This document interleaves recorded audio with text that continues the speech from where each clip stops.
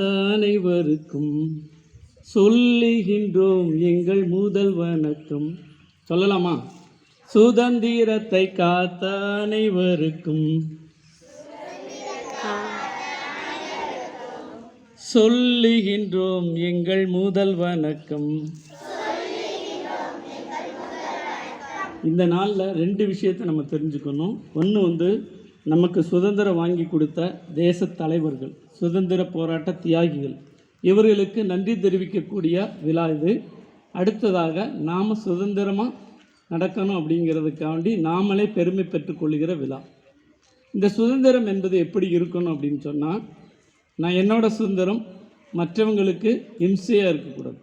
எனக்கு சுதந்திரம் இருக்குது, என்னோடய சுதந்திரம் மற்றவங்களுக்கு இம்சையாக இருந்துச்சுன்னா அது ரொம்ப கஷ்டம்.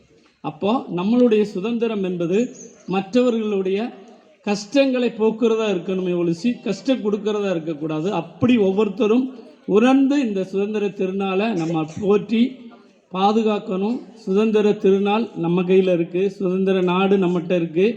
ஒவ்வொருவரும் சுதந்திரத்தை போற்றுவோம், பேணி காப்போம். நம்முடைய வாழ்க்கை நெறிமுறைகள் தான் சுதந்திரத்தின் பெரிய அடையாளமாக இருக்குது. நம்ம எல்லாரும் நல்ல நெறிமுறைகளை பின்பற்றி சுதந்திரத்தை காப்பது நமது நாட்டின் பெருமையாக இருக்கும். எத்தனையோ பேருக்கு நம்ம நன்றி சொல்லணும், எல்லாரும் சொல்லியாச்சு.